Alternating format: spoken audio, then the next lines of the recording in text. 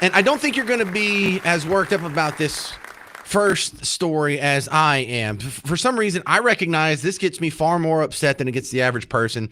But even if you don't agree with me completely, you'll probably be a little entertained with how ticked off it makes me to find out that taxpayer dollars are being used to get the Mavericks a new stadium. And I hate this. I hate this so much. You know how I talk about, like, I hate taxes with the hot, hot heat of 1,000 suns? You know how I hate dart with the hot, hot heat of 1,000 suns? Like, if you took both of the suns that Luke was looking at in Tatooine, you know how they had the two sun thing? Put both of those together. That's how much I don't like dart. This is right up there with them. This is one of the things that, if you want to ruin my day, tell me about taxpayer money being given to an organization run by a lady that's worth $30 billion so they could find a new stadium for the one that I'm next to. I'm at the American Airlines Center. It's fine. I was just in there a few months ago. It's not falling apart. It's beautiful. It's luxurious. Now, it might be 25 years old. Oh, no. It's been around for like a whole 25 years. I guess we need to knock that thing down. I'll tell you what, trying to find a way to calm me down. And Parker, is there any way you would be in favor of a new stadium? Tell you what, if we could build something like the Roman Coliseum that's going to be here for 2,000 years, yeah. But this garbage where we put up a stadium and then 25 years later, we're looking for a new house, oh, that's garbage. And the taxpayers are just going to get kicked once a generation. They just are just right between the legs, just wham, just hitting them hard. And this is the norm. Like Arlington just paid off Jerry's World over there. This has been a drag on you, and this will continue to be. We just never get out from under it. That's just always going to be an extra cost of, God forbid, I want to live in a major metropolitan area. I got to fund the billionaire stadiums. And a lot of the problem is so widespread and so inured in our culture that me griping about it on the radio is not going to be the crowbar that dislodges us from this stupid line of economic thought. But it's all we know. Because we have public schools. All the stadiums that our kids play at are what? Government stadiums. I mean, there's some private schools out there that have private stadiums, but, you know, that is just a small fraction of where football is played by children here in Texas. It's almost exclusively a government endeavor. Then you go to the college level, still a government endeavor. Where are you going? Oh, you're going to Louisiana State University. You're going to Ohio State University, Texas A&M State, Texas down in Austin State. All these stadiums around here, whether it's for Amon Carter or the whatever they're calling the SMU one, don't at me. Just it's all government-funded football stadiums. So it's the only thing we know. And so when they actually get out in the real world, and God forbid we have the professionals who are making millions and millions of dollars and the owners who are making billions of dollars, they want a new stadium. I guess we're just swept up in the current, in the inertia of government stadiums from top to bottom. We have got to break ourselves of this. It's a drag. And look, I love the Cowboys, okay? I don't want them to go. And if the only reason they're staying here is if we can fleece the taxpayers for hundreds of millions of dollars, so a guy that's worth billions of dollars can take an organization that's worth $12 billion and get a stadium on your dime? No, that's not good. That's not a good way to arrange society. That's not a good stewardship of your tax dollars. That's not what's good for you. Remember, every dime that comes out of the taxpayer coffer to go to some project like this, whether it's renovating the old Forest Theater or some new bike path or a new DART train or some terrible idea like that, this is coming out of your backside. Even if you don't live in Dallas, when you come down here and you pay taxes and sales taxes, some of that's getting gleaned off. And instead of going to cops or going to fill the terrible potholes that are on I-45 right as you come out of downtown, one of the worst highways we have in Texas, you are paying for this. You should care. Let me try and put it to you in a more personal level. Every dollar that they waste, whether it is on all these things I gripe about, whether it's a dart or a remodel or food stamps or whatever, every dollar that's taken from you and given to this Mavericks Stadium project, is it more important that you help a lady worth $30 billion build a new stadium for her NBA franchise? Is that more important than paying off your credit cards? Is that more important than paying for your child's education? Is that more important than covering your health care? Healthcare, cost of healthcare is out of control. Cost of groceries out of control. Well, then let us have our money so we can buy groceries with it.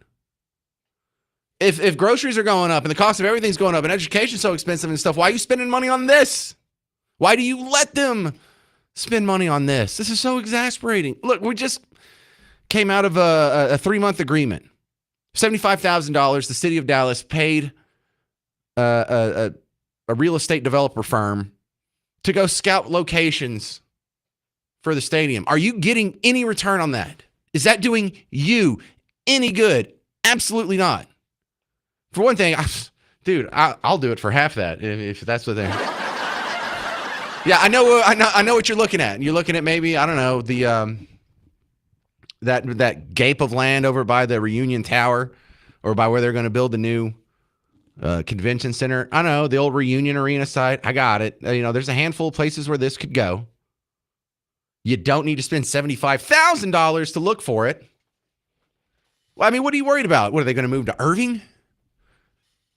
If the only reason they're here is to, the excuse that they're here is if they can get help from you, say no. It's more important than, it's cool. Look, I know, it's so cool. I love having a basketball team right here in our backyard. I love it more when they're relevant and they're in the finals.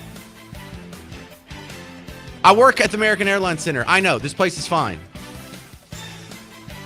But it's not so cool. It's not more important than my kids.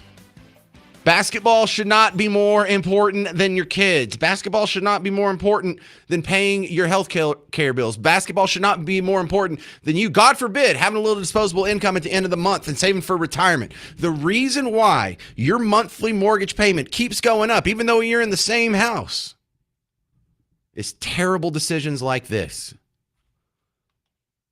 How on earth can anyone justify using taxpayer dollars for a new Mavericks stadium, even in this, the fact-finding, design, and planning phase? 800-288-9227. 800-288-9227. We'll continue with Should Taxpayers Fund Pro Sports Stadiums next on The James Show. News Talk 820 and 93.3 FM, WBAP.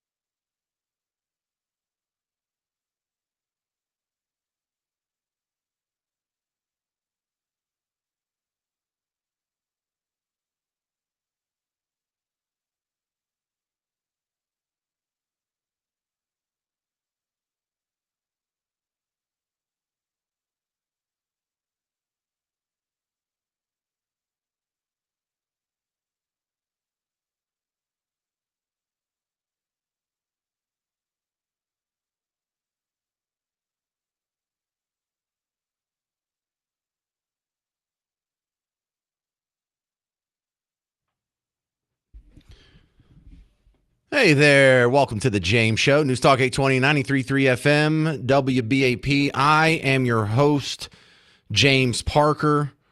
Hackbar over here on Facebook. Already adding some smart aleck remarks to the topic at hand here, though. It really ticks me off that taxpayer money would be used to build a professional sports stadium. It kind of ticks me off, too, about with all the school stadiums and whatnot, the opulence that we put into this. But let's just deal with the pro stuff, because I don't think anybody can beat me in this argument.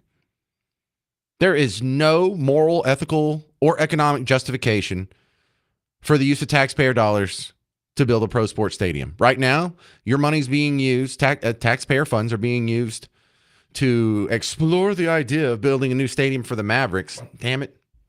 But Akbar says Mexico should build the new Mavericks arena and pay for it, James. Okay, yeah, we'll make Mexico. Like they were going to pay for the wall. And it's not impossible to do. Some sports stadiums are privately funded. Some of them, I'm thinking of the one for the Chargers that came to L.A. L.A. wasn't going to help them out with it. And so he said, fine, I'll just finance myself. I'm a billionaire. I'll borrow some of my other rich friends' money and we'll make it. It won't be as big and as opulent and as expensive as the one the Cowboys play in, but it will have office buildings and retail and a whole entertainment complex. So the arena actually gets used year round and not just for the, 8, 9 home games that the Cowboys pull off. Because that's one of the economic pains in the butt about a football stadium, especially. That Cowboy Stadium, how often does it get used every year? Let's say 8, 9 times for a regular season game. Quite rarely for a home playoff game. Sad to say. I know it's not a bragging point. A couple of concerts here and there. I don't know, maybe a monster truck rally or some other events. But I mean, in total, like 20 times a year? You're spending over $1 billion to make a building that's only going to be used 20 times a year, and you expect that to not be a money loser for the taxpayers? Stop it. And then I'm right here next to the American Airlines Center. Now, it gets used a lot more. But for something like this that gets used on an almost weekly basis, I mean, I would say more than a weekly basis. This place probably gets used maybe, if I stretched it 100 times a year, between all the Home Stars games and all the home Mavericks games and all the concerts. And then there's a lot of other maybe knick-knacky events that I wasn't really aware of until I had to sit next to this place all day, every day. A lot of comedians come through here, and sometimes it's like a motivational speaker, like a Joel Osteen type or something. But it's neither here nor there. If it doesn't make enough money, we definitely shouldn't be spending taxpayer money on a losing proposition. If it does make money, then why should the taxpayers have to fund it? That's what I'm saying. Economically speaking, no good excuse. Now, for some people who are, they've never bothered to read an economics book in their adult life and just believed everything they were taught in high school and college, there is no measurable increase in economic activity, or even tax revenues from these sports stadiums. For all the people that are going to flood into this, I'm at the American Airlines Center, that are going to come here for the next Mavericks game. Most of those are people who are in the area, who were going to spend that money in the area anyway. Now, you can see this place fill up. Hey, 18,000 people showed up. That's fantastic. Yeah, but what you don't see is there's like 18,000 tables at restaurants that otherwise went empty, but it's smeared all across North Texas. So you don't really see it. You can't point at it. And economics is so full of these intangibles. I'm tired of losing the argument because people can see, oh, look, a whole bunch of people gathered. That must be economically good. It's economically indifferent is what it is. We don't have big whales coming here, flying in from all over the place to spend $1 million at our top accommodations just so they could go see a Mavericks game or a Stars game or whatever the heck else is happening here. It's a money loser. And this bothers me because how come more people aren't putting their foot down? Remember when you were in school and the theater kids and the band kids and the other kind of nerdy kids like me used to gripe how the football team got all the attention. They got all the money. They got the big budget. You know how much a football coach makes compared to your average theater teacher? And so there was a sense, some of that was born out of jealousy. Some of that was born out of envy. But more than half of that is a legit complaint. Why are we spending all this time, effort, and resources on sports? I love sports. Sports are important. Sports are part of every society and every civilization, going back to the ancient Sumerians. We have on cuneiform tablets where they're talking about their sports. But people, please, a little bit of moderation, a little bit of recognition that we put too much importance into this, that we're willing to expand the size, scope, and power of nerds in city council to spend your money on behalf of this stuff. Again, I love football. I'm probably going to watch every Cowboy game until they lose 8 games, and then I usually turn it off. And I don't want football to go away. That's not what I'm asking. I'm not asking for pro sports to go away. I'm just saying, if you're going to need a new stadium, pay for it yourself. Is that so hard? Should that be so shocking? Why is there not more hysteria around this? And this is another head scratcher where my Democrat friends seem to be okay with this and my Republican friends seem to be okay with this. And really, y'all, everyone, am I the only one that doesn't think we should be using taxpayer money to fund the play arena for billionaires? 800-288-9227, 800-288-9227. Now, I will give credit to the Dallas Morning News. I know I'm saying something nice about the Dallas Morning News. Oh, my God. Is it the end of times? Is there a big earthquake? Are we about to get all raptured up in here? No, they were doing some good digging in this. And now they didn't sound like they were against the project altogether, but they were a little suspicious of the amount of the grant that was used to study it comes in under the threshold it takes for it to be passed by the city council. Anything over $100,000, any contract issued by the city over $100,000 has to pass through the city council. This was a little bit under that, so the city manager can just hand it out without any kind of approval from anyone else. Okay, that's a little suspicious. So what did we get in return from these people? They signed the contract in April, and it was a 3-month contract. 3 months is up. What's the report? Oh, you can't see the report. Well, do we have the report? Yeah, we have the report. Okay, well then, why don't you show us the report? We're not going to show you the report. Okay, we'll file a Freedom of Information Act request. And they said, okay, well, we're going to kick this up to the Attorney General to see if we can withhold this because of some other legal provision that when you're involved in ongoing negotiations, a Freedom of Information Act can be delayed, something to that effect. So now there's some shady stuff going on, and I can't wait to say nice things about the Dallas Morning News to actually try and drill that down. So good for them. But that's where we are.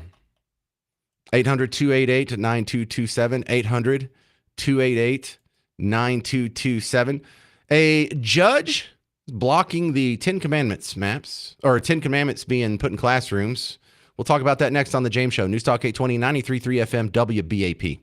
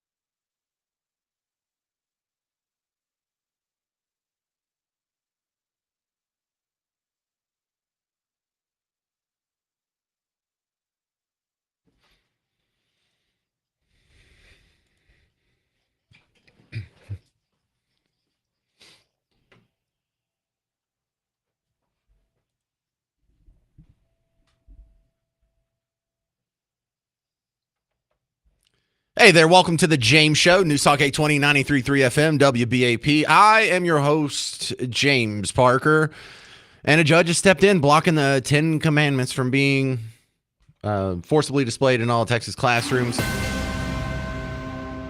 And let me go ahead and start off with the caveat here, because I can foresee a caller is going to call in and try and catch me in some sort of doublespeak here. Look, overall speaking, my libertarian sensibilities say the government should not be able to force any poster into every classroom in Texas, period, point blank, end of story. But since we're already dealing with the existing paradigm where we do have public schools and the government does control what can or should and shouldn't be and has to and is prohibited from classrooms, we're already in that arena. This doesn't bother me at all. At all. Now, do I think it's great? No, this is not my preference. My preference is we don't have public schools. Parents can choose to send their kids to schools that put the 10 Commandments on the wall. They can choose an atheist school that doesn't put anything on the wall. They can choose a Muslim school that puts, Quranic quotes on the wall. Whatever you want. You be a Unitarian, a flying spaghetti monster. I don't care. But since we already live in this paradigm where everyone else has insisted the government has full control over the socialized school system, because that's what it is, socialism. This is the terrible arguments you get into with your neighbor when you try and implement socialism, because now there's a top-down approach, and either they're going to get their way or you're going to get your way. But if we split it up and we got rid of the prepaid government monopoly that is the socialized school system, then you wouldn't have any bickering with your neighbor. Your neighbor would go to the atheist school that hates baby Jesus, and your kids would go to whatever school that you felt appropriate. But that's not what we're dealing with. So we have to ask ourselves, if these people don't have a problem with the government saying what the schools can and can't teach, what the schools can and can't provide, what they can and can't put on the walls, then they're really just against the 10 Commandments. Now, they will hide behind this garbage of, well, separation of church and state. We shouldn't have any sort of religious indoctrination in our public schools. All right, let's break that down then too, because that doesn't stand up through just flat out logical muster either. So the way that it's set up, the way the founding fathers intended was this was to be a secular state. This wasn't to be a state atheism. That's Marxism. That's lefties. They're the ones who like to erase all religion from the public sphere. That's your Fidel Castros. That's your Soviet Unions. That's your Albanias. That's your pretty much most communists. That's one of the first things they run to, is trying to erase Jesus. From not just from the classroom, from all public life. So, okay, let's start with that. We're supposed to be secular, and we're not supposed to be state atheist. Got it. So now your problem is really just with the 10 Commandments. You can't win that argument. You cannot win an argument against the 10 Commandments, because exactly what commandment do you not like? What do you think is inappropriate for kids? You think they should be taught butt stuff in 3rd grade, but not thou shalt not steal? What exactly offends you about the 10 Commandments? And not you, the people who are arguing against it and people who are too scared to call in the show right now. Tell me which commandment you don't like. Are you pro-stealing? Are you pro-murder? Are you pro-adultery? What is it? Now, I'm not just going to throw it out rhetorical questions and have no answers. The number one question we should all be asking ourselves, if our kids and the kids in our society that are coming up right now, if they're exposed to the 10 Commandments on a regular basis, would they benefit from that? Would we benefit from that? Would society as a whole benefit from that? What's the negative consequences of putting the 10 Commandments in the classroom? What negative thing could possibly happen? Oh, well, I feel excluded because I'm not a Christian. So? If I walk past a crescent, I don't feel like I'm excluded. If I walk past a Star of David, I don't feel like that's an assault on my religious liberties. Which commandment do you not like? Can I put up a poster with Shakespeare quotes? Can I put up a rainbow flag? Can I put up a poster with Zeus? Can I put up the Constitution? Because if your answer to most of that is yes, if you can put up any symbol, any list, any quotes, any historic document, as long as it's not Christian associated, well, then you're not open-minded. You're just a flat-out Christian bigot, hiding behind this whole myth of separation of church and state. You know, separation of church and state is not the eradication of Jesus. So if you're not calling for the names of the planets to be changed, all religious in nature, Mercury, Venus, Mars, Jupiter, Saturn, Uranus, Neptune, aren't these all religious figures? You're not offended by that? Oh, you're not offended by religion. You just don't like Christians. Got it. 800 288 9227. 800 288 9227. Coming up next on The James Show, Brandon Walton's from Texas Scorecard on the 10 Commandments being blocked by a judge here in Texas. It's Snooze Talk 820 and 93.3 FM WBAP.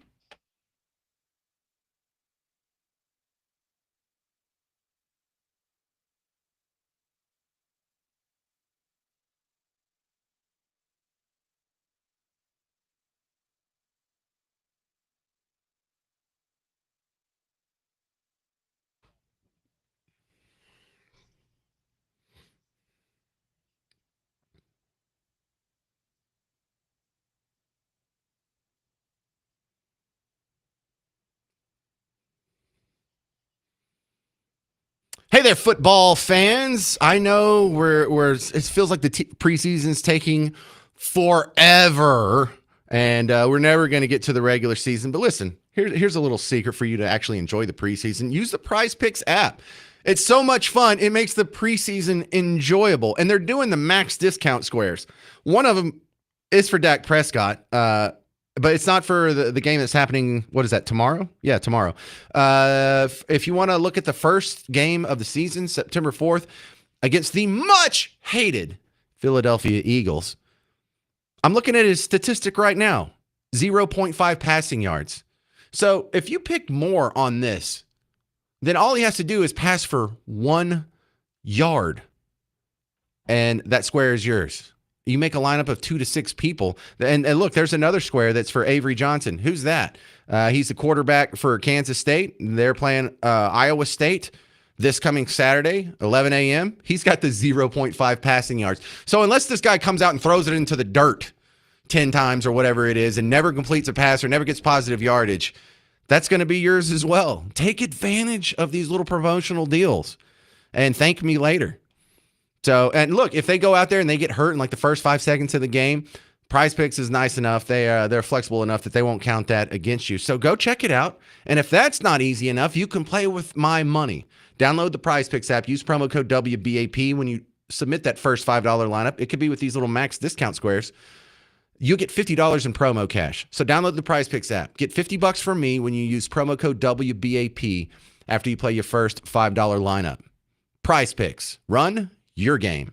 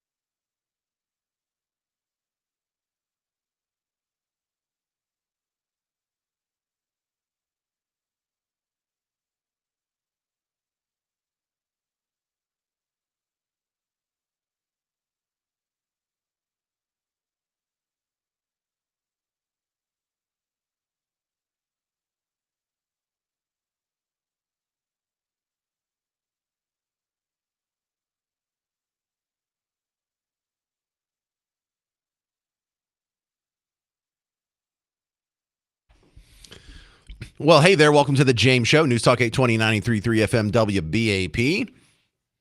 I am your host, James Parker, and my guest joining us now, Brandon Waltons from the Texas Scorecard, texasscorecard.com. Go sign up for their Texas Minute, the newsletter that happens every day. Hey, Brandon, welcome back.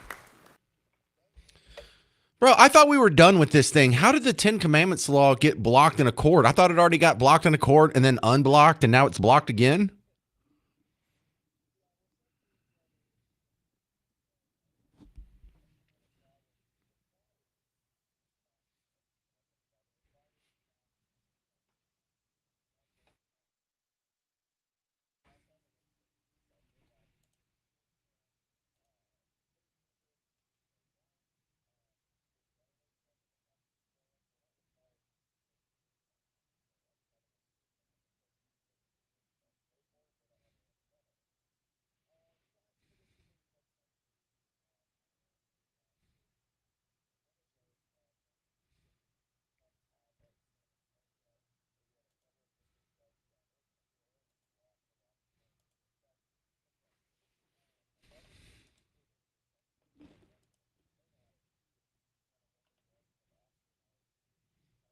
That's weird.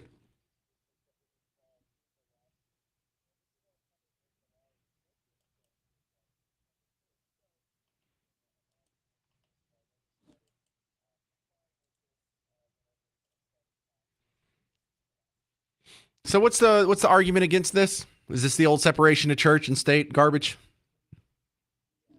Okay.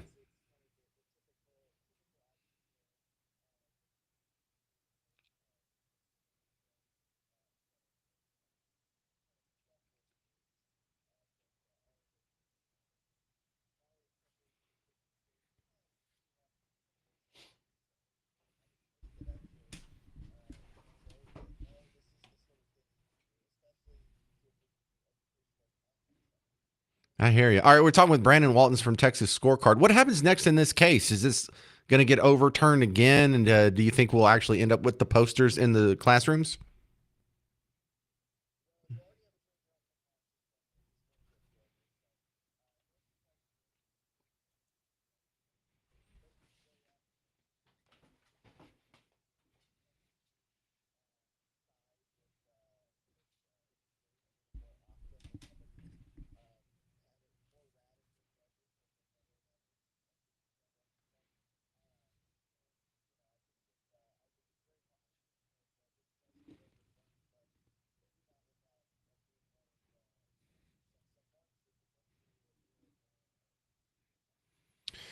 Well, Brandon Waltons, what's the negative consequences of kids being exposed to the Ten Commandments? Like what's the worst that could possibly happen?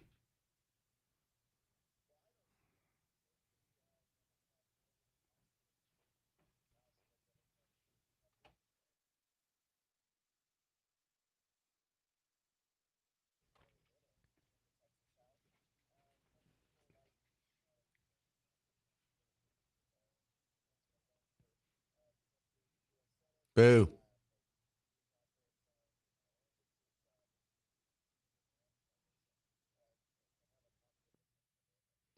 How can it be Christian nationalism if it predates Christianity? Well, I think the part that I kind of giggle at is this is clearly anti-Christian bias, but this is also a perceived anti-Christian bias. These people were ignorant. This because the Ten Commandments are part of Christianity, Judaism, and Islam. So, well, and my point being, not like it's ultra religious. So, the point being, this is a historical document that is the basis of Western civilization, one of the founding documents that all of Western civilization is built on. Can't we just get it pushed through on the basis of it's a historical document, not necessarily a religious document. It deserves to get a mention. Just because it has some religious connection to it doesn't mean we should pretend it doesn't exist.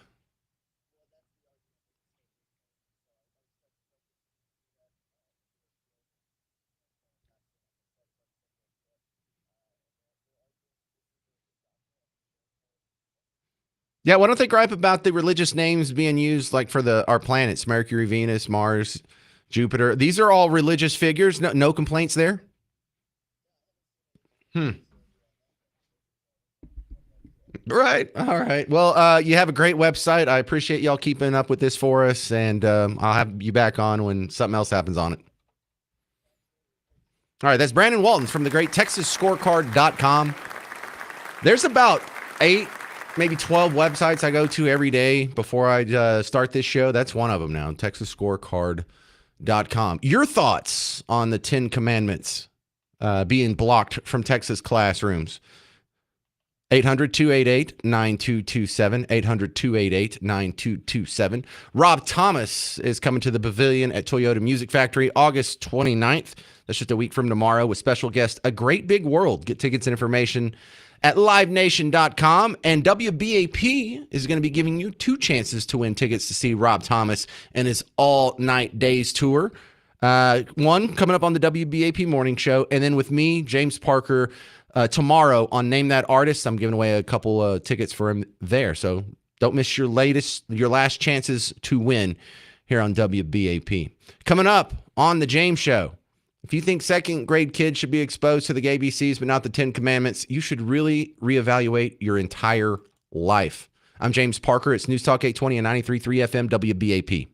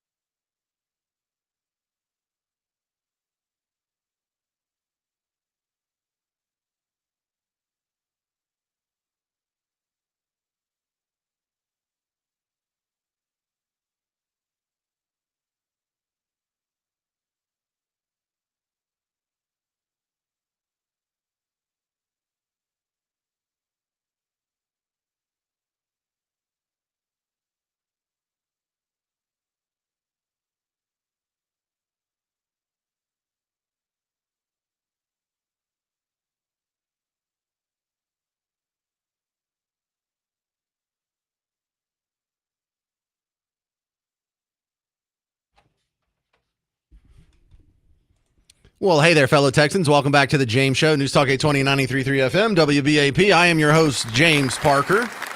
Just trying to defend baby Jesus over here. Apparently, some people don't want him in the classroom with your kids. They think he's too dangerous.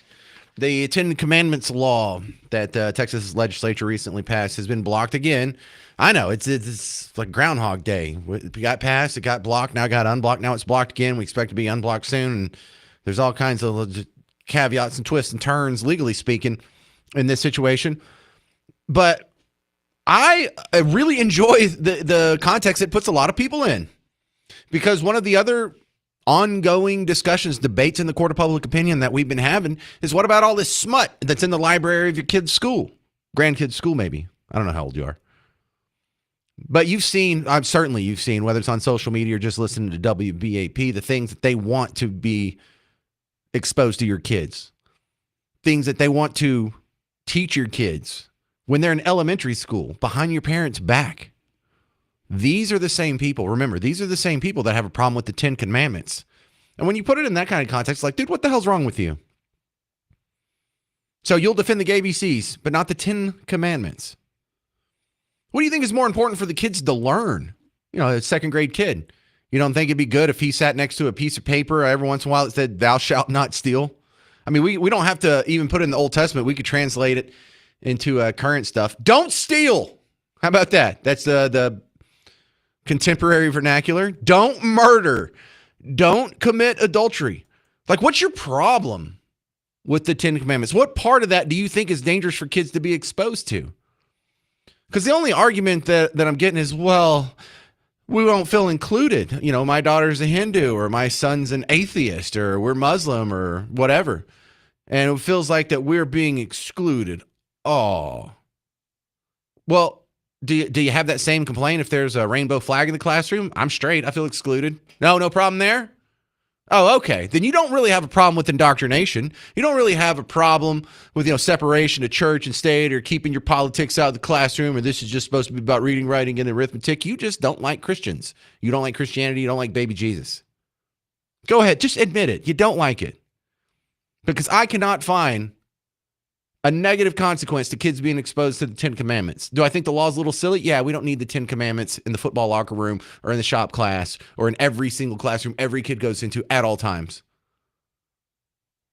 But I certainly don't mind the law. If we're going to have public schools where the government gets to choose what we teach, when we teach, who we teach it to, when it's taught, what's going to be on the wall, why not the Ten Commandments?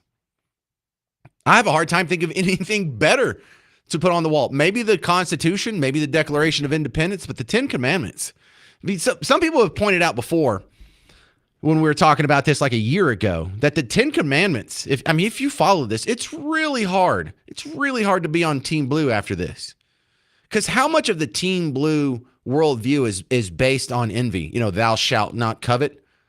That's what the whole wealth inequality thing is. That's what the whole gender pay gap is. That's what the whole privilege versus victim thing is. That's what the whole tax the rich, not paying your fair share. If you're saying you're not paying your fair share to Mark Cuban and Elon Musk, but you're not saying it to the 40% of the country that pays zero in income taxes, I don't believe you. You're not really about fairness. You're just running off plain old human envy. And the 10th commandment would steer you away from that. Thou shalt not steal. That's another big one. And we all know what stealing is. It was when you involuntarily take resources from someone for yourself. Now, everyone recognizes it would be wrong if I went into your house and I took $100 off of your dresser and I went and spent it on whatever I felt like. But a lot of people lose their moral clarity when they have the government come take $100 from you, from your neighbor, and then give it to them. That's stealing. I'm sorry, but food stamps, Social Security, Medicare, Medicaid, these are all stealing. That you're taking resources from someone involuntarily and spending it on yourself. Now, it's a benevolent form of stealing. It's not a violent crime, but the very fact that it's not voluntary is where it crosses the boundary into theft. Thou shalt not steal. And I'm not saying poor people shouldn't be fed or housed or get medical care. I'm just saying the resources that come from it should be private voluntary donations. Is that so evil? Thou shalt not murder. Yeah, that would be a good one to post in the 2% of the counties in America are responsible for more than half of the murders. So murder is not a problem that's an American problem. It is hyper concentrated in about a dozen, maybe 20 inner cities and major metropolitan areas. And if we solve for that, you solve for more than half of your crimes, more than half of your murders. The kid that was shooting up Wilmer Hutchins last year, maybe he needed to see this. Maybe he could have benefited. Oh, if I'm having a conflict, I know one of the things I shouldn't do is murder. How do I know that? I've been seeing it every day for my entire scholastic life. Thou shalt not commit adultery. Yeah, that it's really hard to be on Team Blue if you follow Commandment 7 there.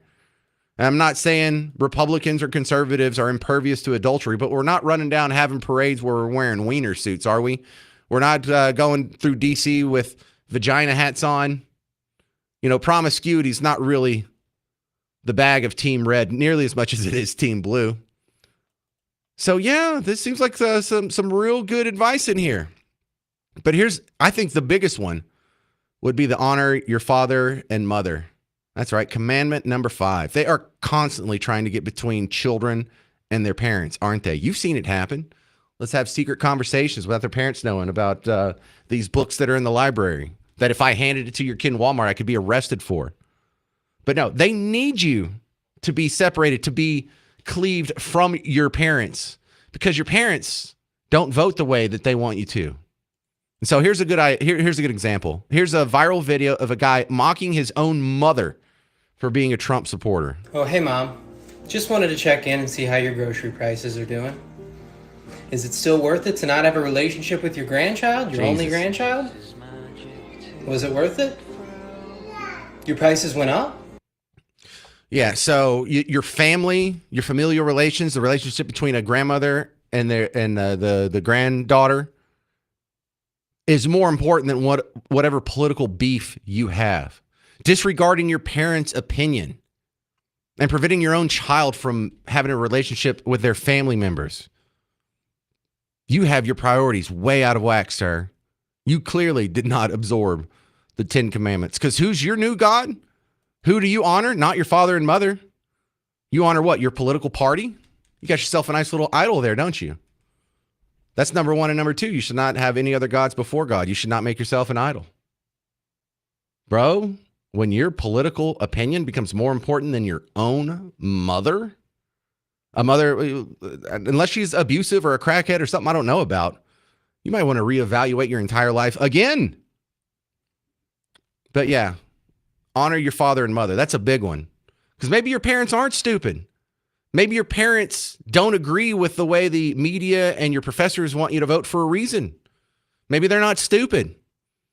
Maybe they did think what you thought, and then they went out into the world, and after 10, 20, 30 years of experience in the real world, they changed their mind and adjust their worldview according to this new wisdom and experience they had picked up. Maybe you're not smarter than your parents, 18-year-old kid or 22-year-old kid. I mean, he had a baby, so I guess he's an adult, but he was dressed like I dressed when he was 14. So, hell yeah, we should have the 10 Commandments in classrooms. This country could use it. All right, coming up next on The James Show, my least favorite guest of 2025, State Rep Brian Harrison, is going to come in and tell you more terrible news from the Texas State Legislature next on The James Show. News Talk 820 and 93.3 FM WBAP.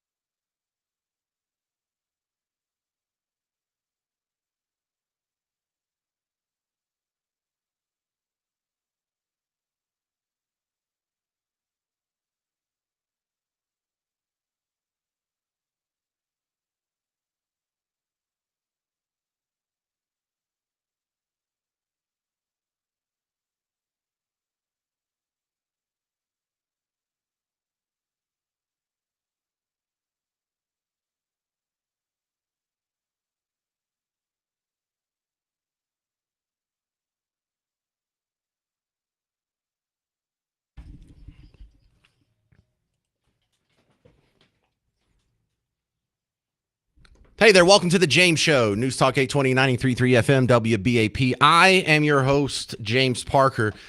Listen, don't turn the station, all right? I'm having State Rep Brian Harrison back on from Midlothian. He's been my worst guest of 2025. I don't think it's going to be any better today, but just stick with me for the next 2 minutes. I know it's disgusting, but it's information we all need to know. So welcome back, Brian. Jokes aside, thanks for coming on again.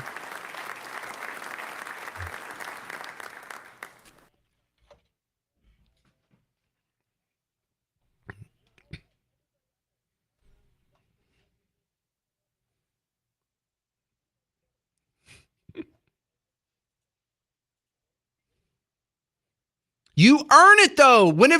Brian, when have you ever come on the James Show and had good news?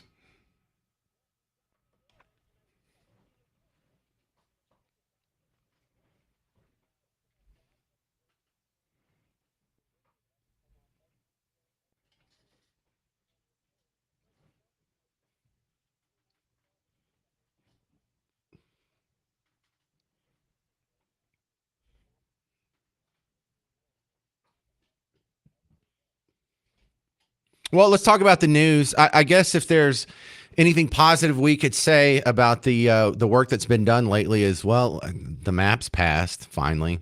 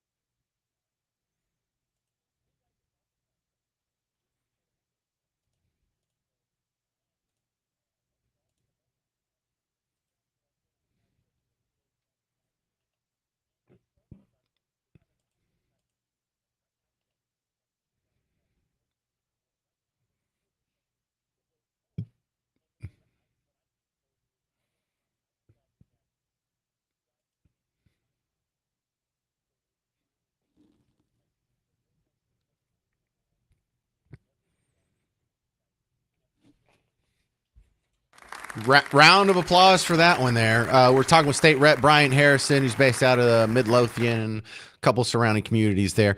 So, Brian, the one thing I don't like about the maps being passed is the fact that there's no negative consequences that are visited upon those who fled the state. And now I did see in a positive sign here a headline that said Governor Abbott has expanded the agenda, the legislative agenda for this next special session. So maybe we can have a bill that would punish lawmakers who leave the state. But if we don't do that, then doesn't that mean this was all a show and probably coordinated?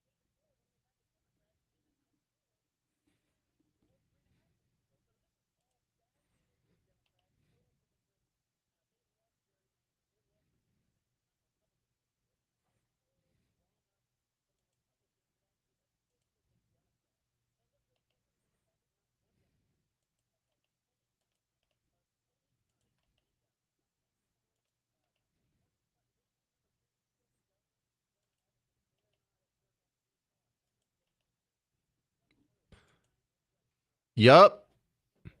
Yep. Zero arrests. Super disappointing. All right, Brian Harrison, are they going to outlaw THC? Like, what do you think's actually going to get done between now and the end of the special session?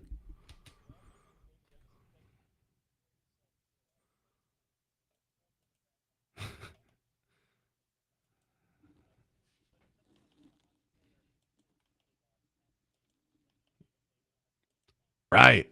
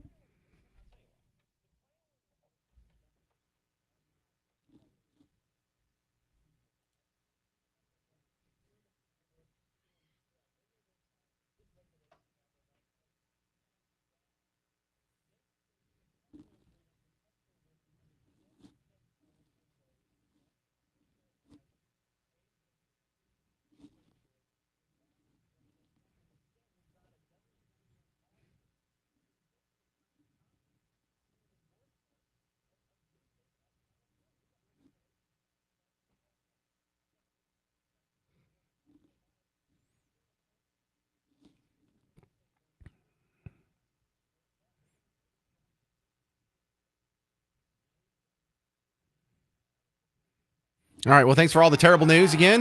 Go back out there and give them hell. This is State Rep Brian Harrison, Republican from Midlothian. Thank you, sir. We'll talk to you soon. All right, so there's your update on what's going on at the Texas legislature. I mean, I hate to be so cynical and negative, but it's always bad news, isn't it? Coming up next, there's sort of a fake scandal here because someone did a deep fake of a Senator Amy Klobuchar, but no one thought it was real. You'll hear the controversial audio next on The James Show. News Talk 820 and 93.3 FM, WBAP.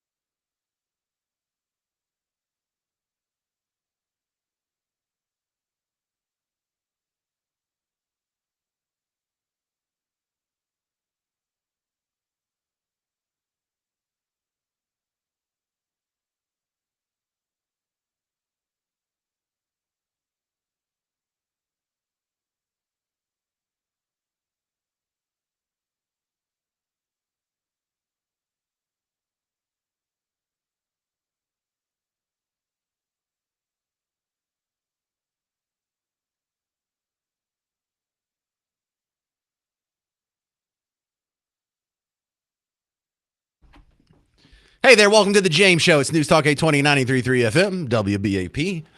I am your host, James Parker. We have a fake scandal here. AI is fun, but believe me, I've been using it a lot. It's a trip, especially if you're a creative type, just to see what you can think up and make. But there seems to be a concern about this that is way overblown.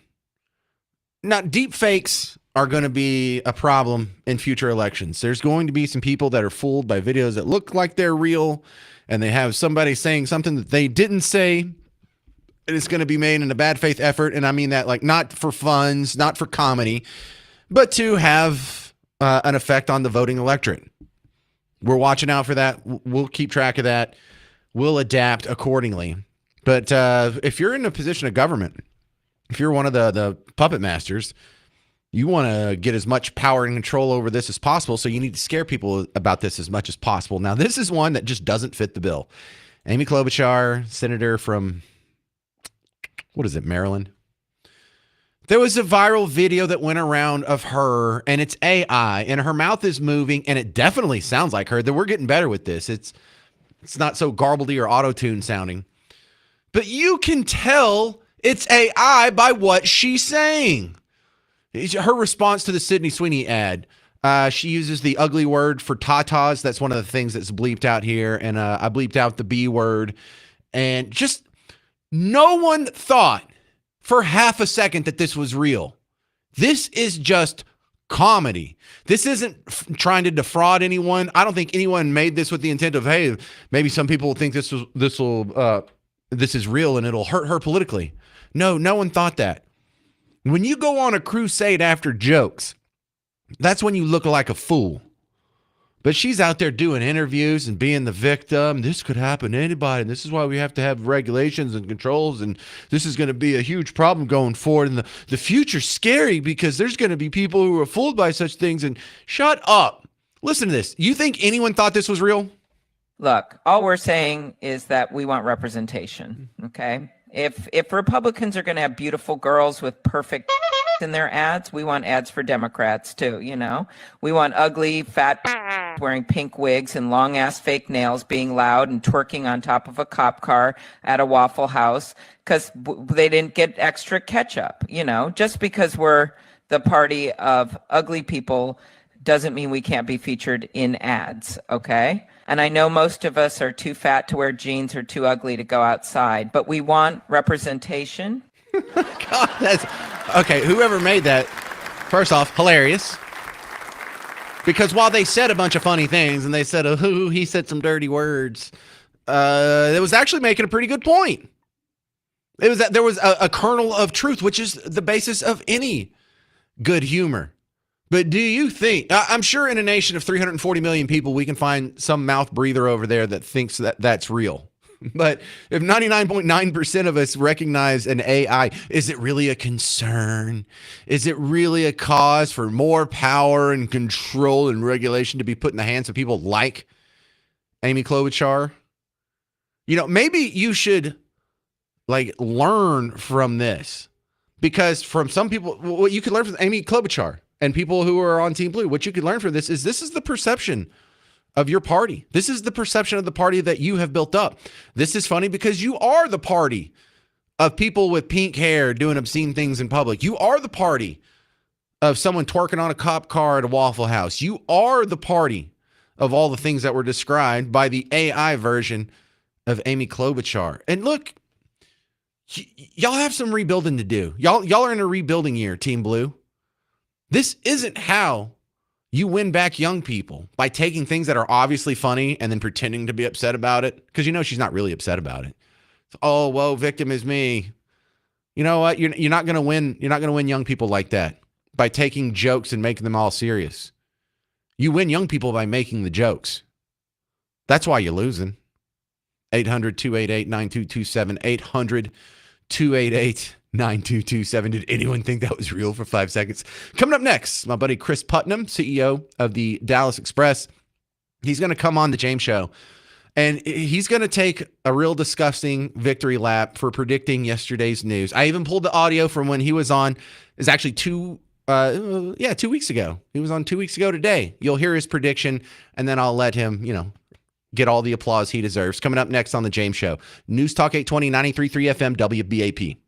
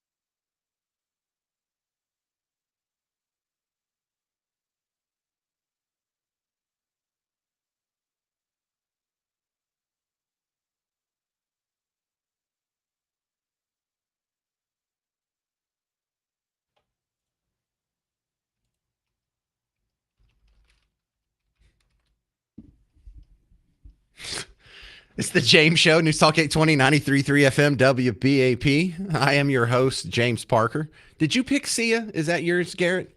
You going through something right now? You having a hard time? You going through it? You just have a breakup? Yeah, it does. All right. Just giving Garrett a hard time.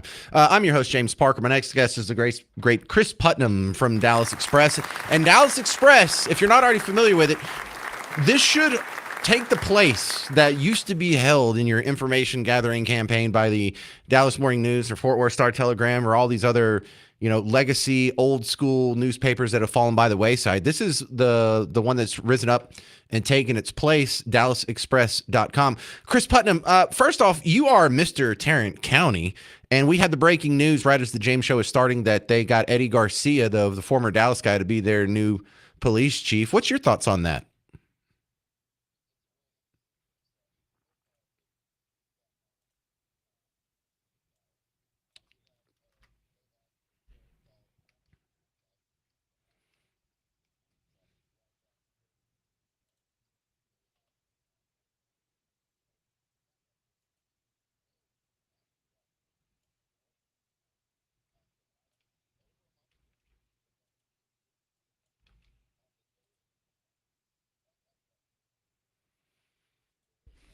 Well, you're an inside guy. You know these people, right? Don't you know the what's his name?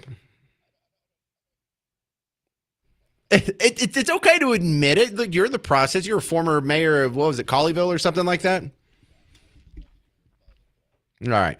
Well, let me also give you a little bit of credit here because you were right. Now, it feels weird that if we go back in time, this was a whole 2 weeks ago. 2 weeks ago, I'm about to play you an audio clip of Chris. This isn't going to be Chris Putnam now.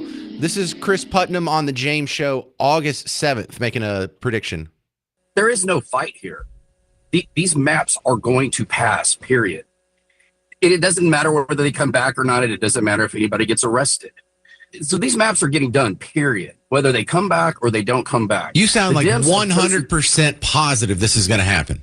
If I'm wrong, you can call me on it, but I'm telling you, it's going to happen. It's not a question. Well, all right. So go ahead, take your victory lap. You knew 2 weeks ago when this whole thing started, you were the first one on the James Show to be that sure of yourself that this was all theater.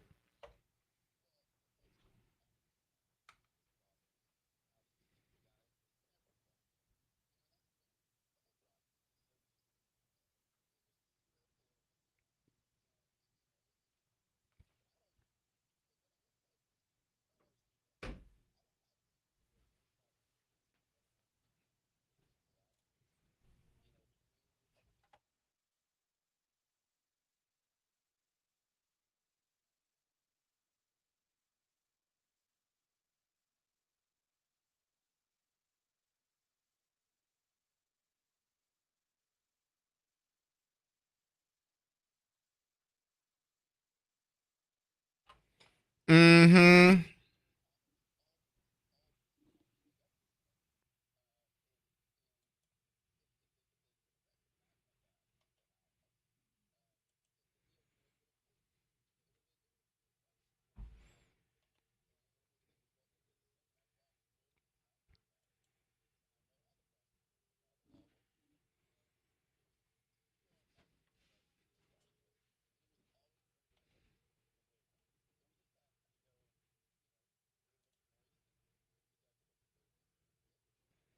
Yeah, I feel like this was all theater, and I'm not amused by. I'm a big fan of theater, not this kind. We're talking with Chris Putnam from Dallas Express, dallasexpress.com. Now, do you have any inside info on what's going on here in Dallas? They had hired the firm to look at places to build a new stadium, and now we can't find out what happened to that report that was 3 months ago. We spent $75,000, and I just hate this whole circus too because I don't think taxpayer dollars should be used for professional sports stadiums. So what do you know about this? Anything I don't?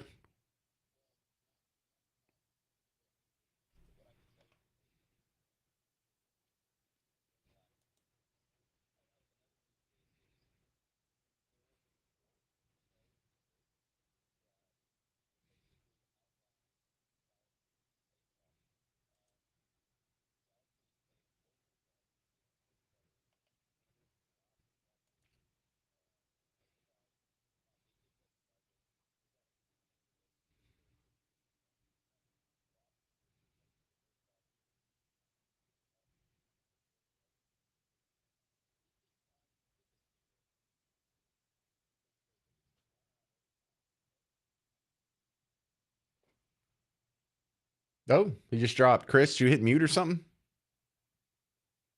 Putnam? Yeah, he just dropped. All right. Well, we needed to take a break anyway. I'll continue with him because I have like 4 more questions for the guy. We didn't even get to, well, 4 of my questions. We'll continue. We'll reconnect. It's Chris Putnam. He is the CEO of the Dallas Express, dallasexpress.com, dallasexpress.com. Now, I wanted to have him on primarily just to give him credit for predicting the redistricting map that passed yesterday. But when we come back up, I have to ask him a couple more questions about Fort Worth, a couple more questions about Dallas, questions about the 10 commandments being blocked in the Texas classrooms. So a lot going on, and we'll continue with Chris Putnam next on The James Show. I'm James Parker. It's News Talk 820 and 93.3 FM WBAP.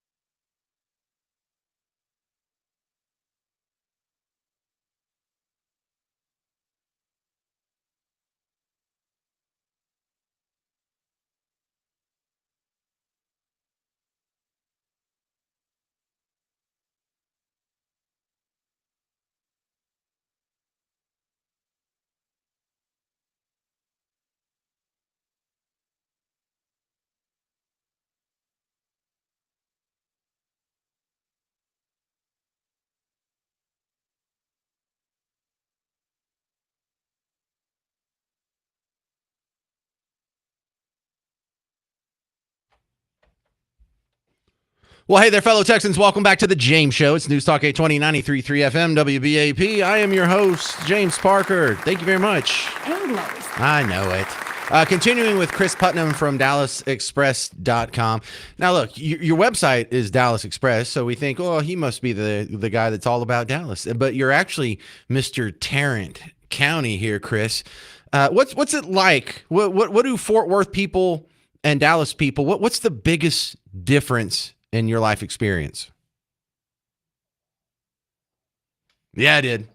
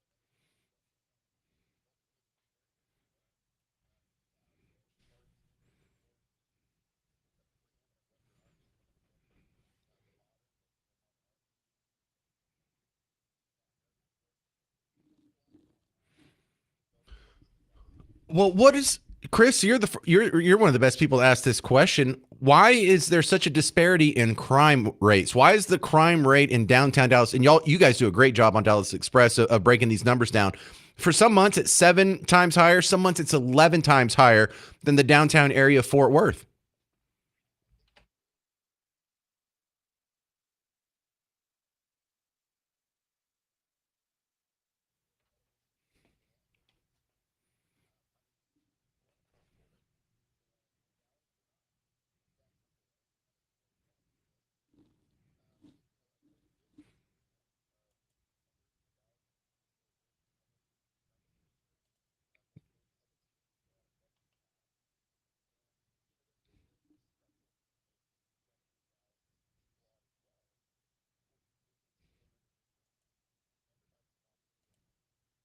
Mm-hmm.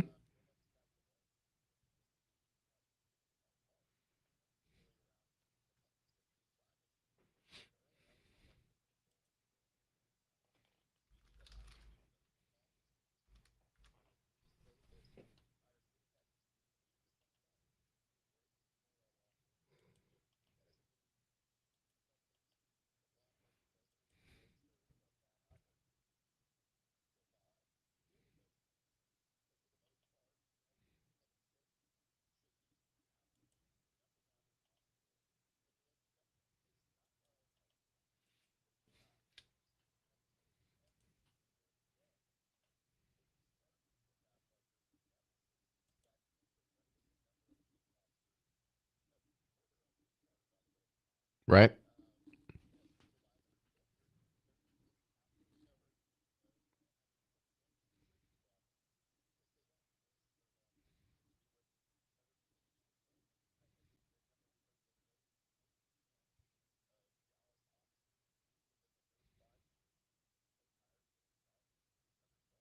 Yep.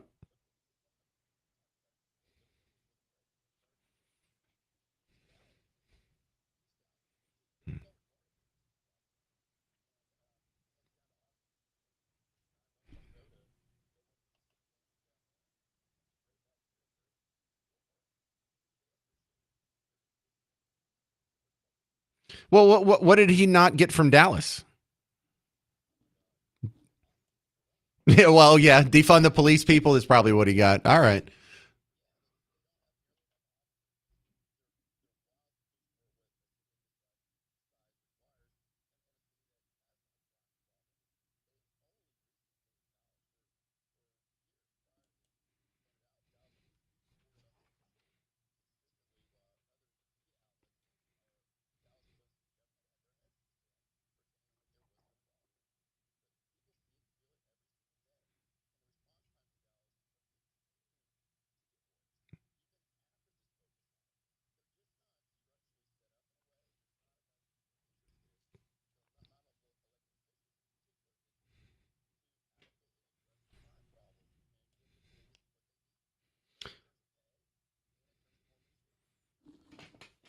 Well, in the former Dallas Police Chief Eddie Garcia taking this job in Fort Worth, he's obviously taking a pay cut going from Dallas to Fort Worth. But even when he went from Dallas to Austin, now to Fort Worth, the job he had in Austin for the last 6-9 months is paying him more than he's going to get from Fort Worth. How do you explain him being willing to take a pay cut like that?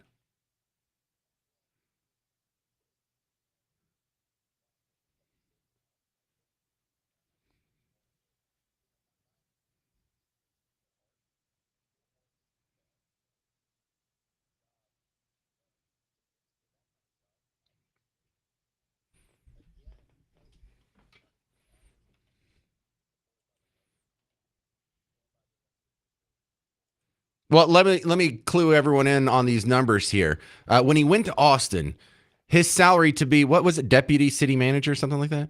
$327,000 is the salary for a deputy city manager in Austin. If you want to be the police chief in Fort Worth, $275,000. Man, I should have gone into city management there, Chris. That's a pretty lucrative gig if you can get it.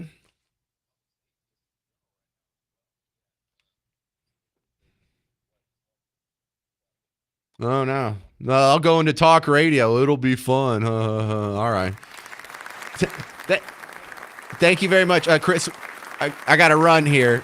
Sorry to cut you off, just out of time. But listen, go check out his website, dallasexpress.com. I was just reading from it during the last 2 segments here on all the hot news. It is your new newspaper of record for North Texas. Thanks again to Chris Putnam.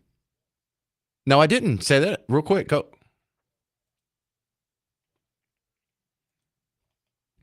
Wow. Forward one of those to me. I'd love to see it. All right. Right on. Coming up next, a news anchor is suing her network, claiming she was demoted for being white because of a corporate DEI push. Yeah. Yeah, that's what DEI is. Details next on The James Show. News Talk 820 and 93.3 FM, WBAP.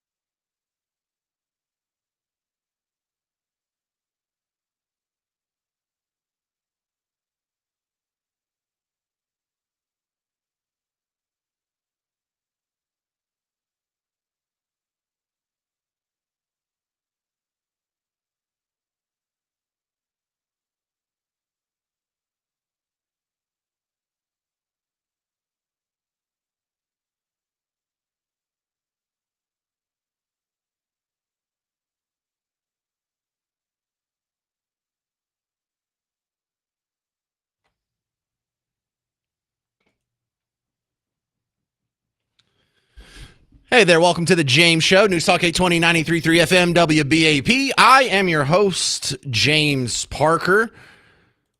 So there's a news anchor. She has been on the anchor desk for a couple decades now. She's up in Boston, and she recently sued the network over her affiliate. I don't even want to name the network, but man, I kind of enjoy this story, and it kind of makes me sick to my stomach. So there's a nice duality of James going on here. But she's suing them because she claims she was demoted for DEI purposes. And she said they had a DEI push, and they decided that their cast was too white, so they demoted her and put a person of color in her place. And it wasn't for cause. It wasn't that she had done anything wrong. It's not because she's getting too old and ugly to be a news anchor. It was based simply for the color of her skin. First, the answer to that is, yeah, that's probably the case. Absolutely, that's probably the case. Is that illegal? Is that something that's lawsuit worthy? I'm sure it's not criminally illegal, but is there a civil violation there of some sort? Well, not if you believe in DEI. I got news for you, lady. Everyone else, that's what DEI is. DEI is anti-white discrimination. It is anti-male discrimination. It is anti-straight discrimination. When they talk about getting more diverse voices in the radio or more diverse faces on TV, they're talking about diminishing the role of white people in those arenas. When they talk about getting more diversity in the boardrooms of Fortune 500 companies, more diversity in the C-suite executives, the way that is implemented in the real world, they may not tell you this publicly. They may not put it in their pamphlets or flyers. They may not put it in the signs that they hold when they're blocking the streets. But the real ugly truth behind DEI is it sees straight white male employment as a problem that needs to be solved. Now, lady, you quite well may have benefited from DEI, or at least if it's not officially DEI, just deference to minorities. You're a woman. This has worked in your favor up until then. You're a woman. That's probably one of the deciding factors that got you on the anchor desk in the first place. I've worked in TV at several TV stations. I've worked at several radio stations, and both of them are dying to get women on the air, dying to get women to host shows, dying to get women to fill out applications and to promote them. And it's not because they're necessarily biased against men. It's the fact that there's so many more men going for these jobs than women, and you want to kind of have a balance on the air. You want to kind of, be able to, not have one demographic be all the way across. Now, that sounds like a more benevolent form of DEI. But it's not the same thing. Not every time race or gender is involved in the hiring or promotion process does it count as what we all, agree as discrimination, or at least unethical discrimination. There's such thing as ethical discrimination. If you're a tanning bed, I recommend you focus your advertising on the white demographic. I'm not saying you should completely exclude or dehumanize darker people, but they're not going to go use your tanning bed, are they?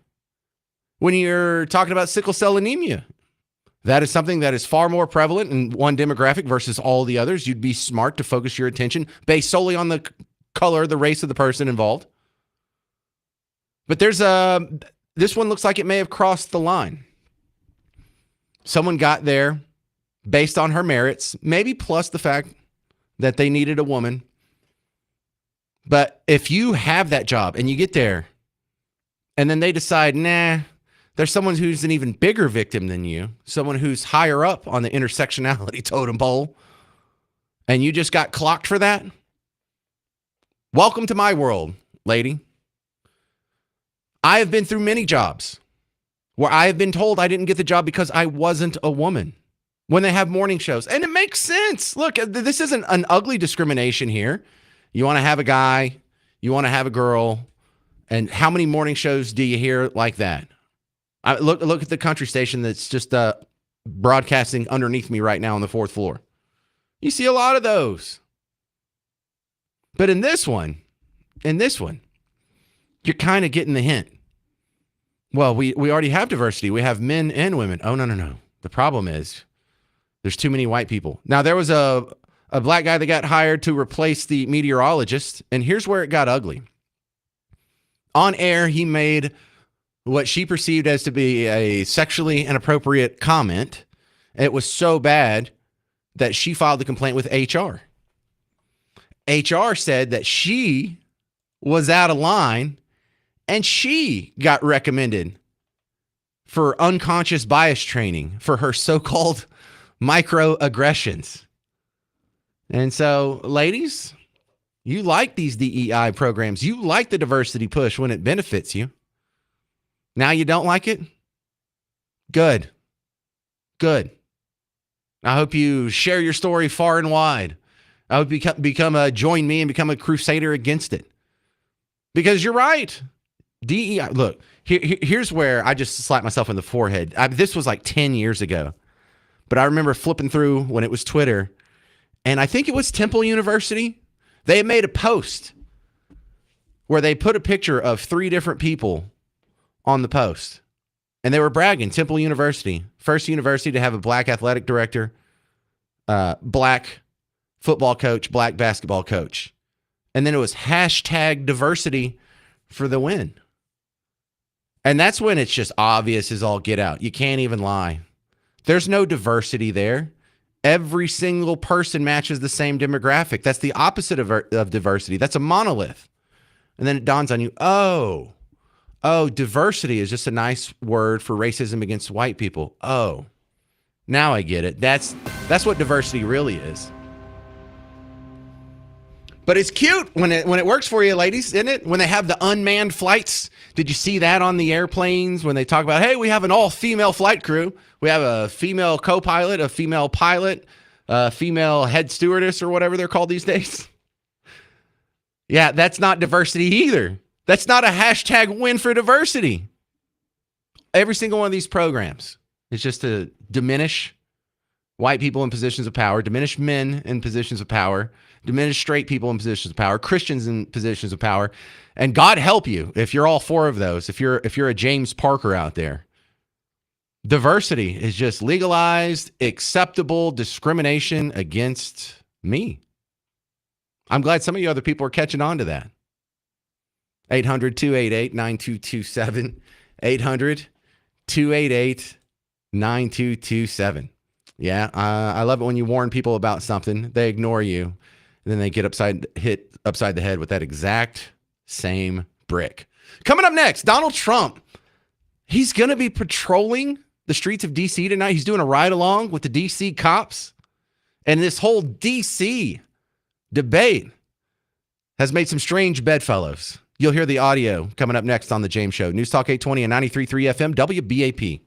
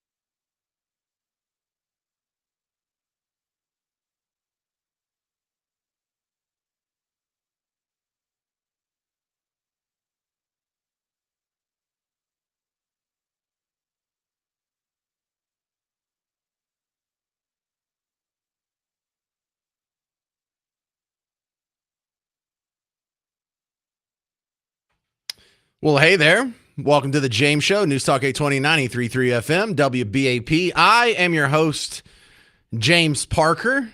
This might be an interesting night in D.C. tonight because the most powerful man on planet Earth, de facto leader of the free world, is doing a ride along with cops. Donald Trump is going to be patrolling the streets of D.C. tonight with the cops. Now, this is part of his anti-crime push. He had brought the National Guard in to clamp down on a pretty dangerous city there. And he's going to see how it's going. He's going to go with the guys that are on the front lines and try and get a look at it himself. And look, I don't know how legit this could possibly be because he's the president. He's going to have all kinds of security around him, and you're not going to have him in anything that's genuinely risky. So what's he going to do? Is he going to have a phalanx of security guards, Secret Service guys around him? I don't know, probably something like that. Is he going to run around in a hard car, you know, the armored car with the bulletproof windows? They call it the Beast, kind of. I don't know how this is going to go down, but at least the attempt is there. And sure, if you flood the place with National Guard troops while they're there, crime could go down. But if you're not solving the pipeline that is creating all these criminals, then it's just going to come back the second they leave. So, you know, I'm glad it'll be fine under Trump, but I don't want it to revert in 3 years when he's out of office and some other goober comes in and it's just going to be business as normal. And don't misunderstand me. I'm glad he's doing this. I think it's the right thing to do. I hope it works out well for him. But we have MSNBC. They have been talking about this probably too much this afternoon. And their headline, I hadn't been listening to much of it, but I've been watching the Chiron, the little caption at the bottom. And it says, new poll shows majority of D.C. residents disagree with or don't think Trump's crackdown will help on crime. That's terrible, terrible journalism. What you should be doing is saying, hey, they've already been here, what, is it a week, 2 weeks? And you could give us the numbers. Has crime gone up or down? Who cares if they think it's going to work? Who cares if you ask a constituency that 80% of them voted against Trump if they think what Trump is doing is the right thing? How about you go tell us the damn numbers on what is the robbings, the carjackings, the auto theft, the shootings, the murders, aggravated assault, since we've had the Trump intervention versus the same time period before that? That would be real news. That would be making your point. Not political propaganda where you're trying to sway public opinion, not report it. That's where you're trying to sway the news, not report it. You have real facts. If it's such a terrible idea, why aren't you giving us the numbers? Why aren't you showing us how armed robberies have gone up, how muggings have gone up, how carjackings have gone up, auto thefts, home burglaries, shootings, murders? How has that gone up? Because if it's such a bad idea, you could just go ahead and prove it right now. So that tells me the numbers aren't in their favor. So how do they report on this? Not Trump's doing a good job tamping down crime. I mean, I feel like I'm being fair. I'm not some sycophant who goes, everything Trump does is good. I gave you a dose of skepticism in there. But yeah, how are you against this? This is so enjoyable because now you have these people on MSNBC or anyone who's just dedicated to the narrative that Trump is Hitler. Well, now you're what? You're fighting against stopping crime, or at least the attempt of stopping crime. You're fighting against peace between Ukraine and Russia. You're fighting against the 10 Commandments in classrooms, but for the gay BCs in classrooms. You know, they put themselves in a weird position. Whenever you just say, whatever this guy does is bad, if he ever does anything good, then you're now dedicated to arguing against the good. And for some reason, I find that adorable. Online, it's playing out. You know, these people, you see how MSNBC treats it. How does the average Team Blue sycophant treat this? Let's go to a viral video here where a woman who happens to be just incredibly beautiful, but that's not neither here nor there. She thinks we should start bullying MAGA men because we're scared of cities. Really? Truly are not bullying MAGA men as much as we should. Because what do you mean you're scared of cities? Cities? Like downtown? You're scared of that? You're supposed to be the protectors, right? Aren't you all the one pushing the gendered that men have to protect women? What are you protecting us from? I strap my toddlers into a car and drive them downtown literally weekly and think nothing of it. But you, my guy, won't go within a 5-mile radius without your Glock and being strapped up. I think we should be bullying them more. That seems like snowflake to me. These big, strong men get their stats from Fox News and think that crime has overridden these areas and the police are getting beat up. No, they're not. I literally went to the farmer's market downtown 2 weeks ago. It was fine. The little guy is scared of the big city. Oh. Oh, that's nice and condescending. Gee, I wonder why men don't vote for you in droves anymore. Yeah, it's not that we're scared of the big cities. And you can act like, well, I went through once and I didn't get any crime that happened against me. Yeah, you went to the farmer's market probably at 10:30 in the morning in a nice part of town. When you look at the statistics, that is where all the crime is. 2% of the counties are responsible for more than half of the murders.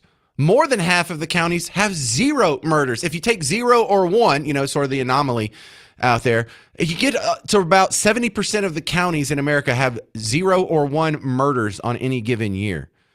So yeah, the inner city, the big cities, they are ridiculously more dangerous than the country. Doesn't mean we're scared of them. Just means we're not stupid. We're not going to go. I would rather live in Buck Tussle, where the crime rate is 1/70th it is in the inner city of D.C.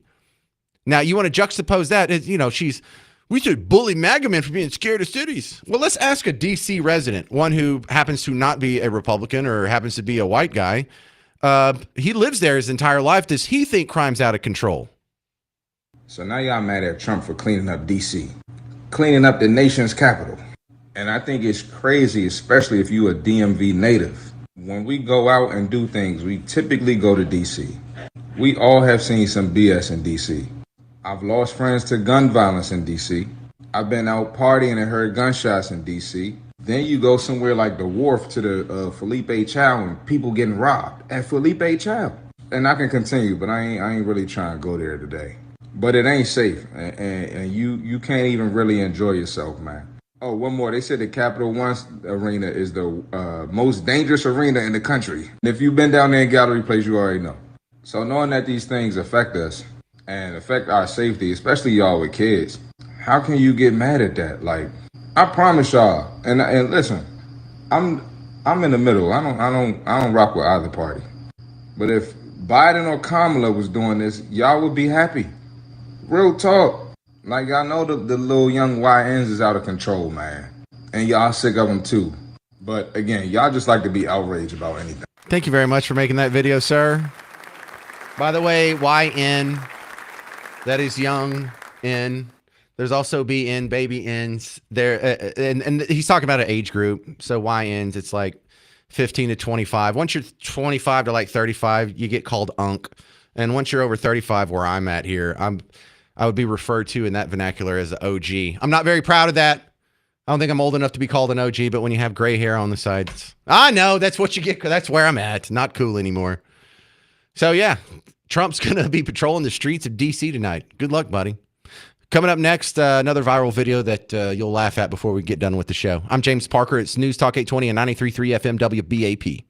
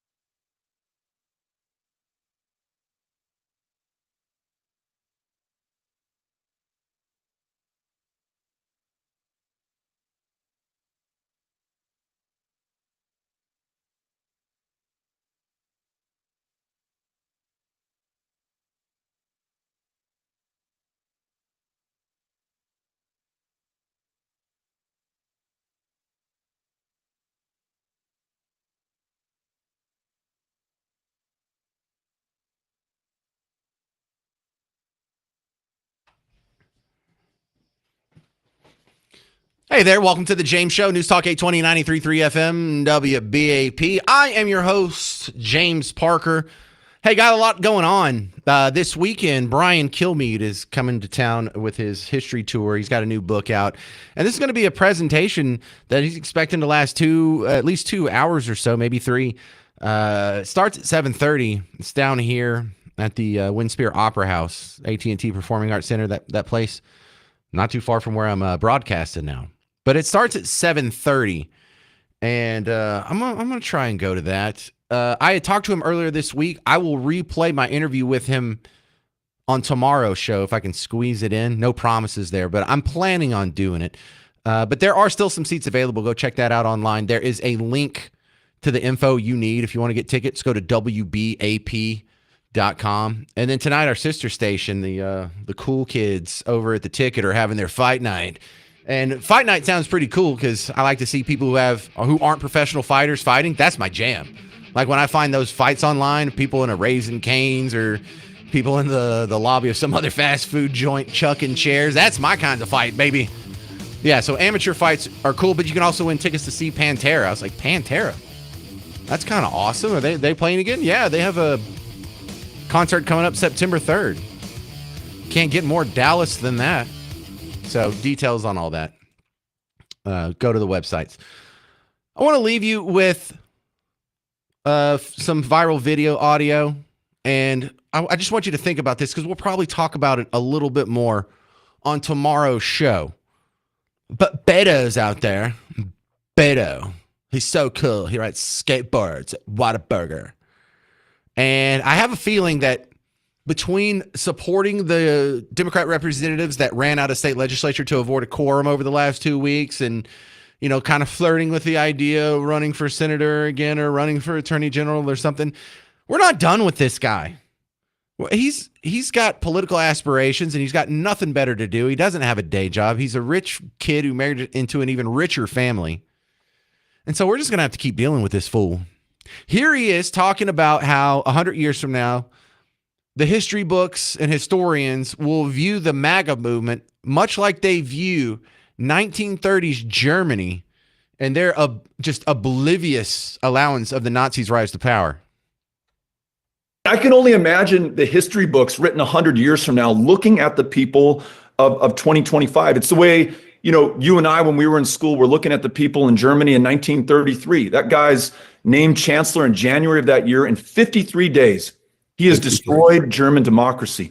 The parliament or the Congress, their legislature passed these enabling laws, just like the Republicans are doing in Congress today, that said, anything you want, you go out and do it. And he goes from being this buffoonish, clownish thug who can barely hold power to the undisputed master and dictator of the German people. And I know this shit doesn't repeat.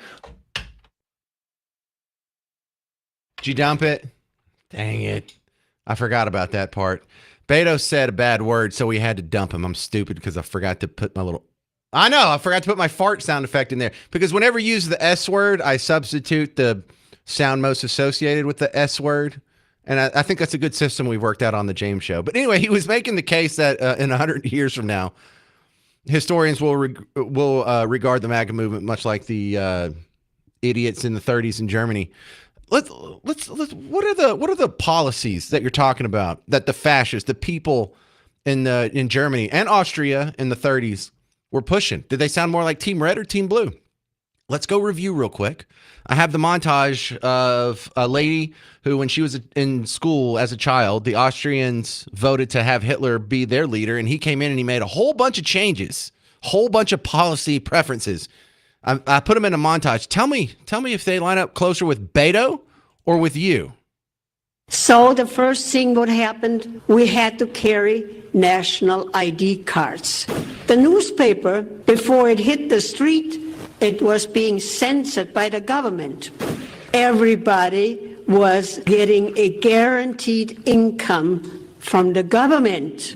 In order to achieve that, they had to raise our taxes up to 70%. Those who were on the lower income level, they got subsidized housing, food stamps, they got heating fuel, and they got a certain amount of payment from the government for each child. Before Hitler, of course, the moms stayed home and they raised their families. But under socialism, the moms were being put out into the workforce. So what happened to the children? Child care centers. It was all free for everybody. We even prayed in public school before class and after class. Oh, religion in schools. We were being told not to listen to our parents. They were just old-fashioned old fogies. Hitler also nationalized our car industry. Hitler nationalized our banks. He nationalized our healthcare system. When a couple was not 100% Aryan and the woman was pregnant, she was forced to have an abortion. We also had euthanasia, killing people. We also had gun control. Keep your guns and stack up on your ammo. Amen. Hey, Beto, does that line up more with what I believe or what you believe? They didn't like religion in schools. What are we fighting right now in Texas? 10 Commandments in schools. They didn't want you to listen to your parents. Your parents were just old fuddy-duddies. We heard that audio earlier in the show. They're for gun control. They're for food stamps. They're for days care, for subsidized housing, nationalized health care, pro-abortion, high taxes. Who is the real fascist? Beto. All right, that's going to do it for the James Show. Stick around. Mark Levin's coming up next. I'm James Parker. It's News Talk 820 and 93.3 FM, WBAP.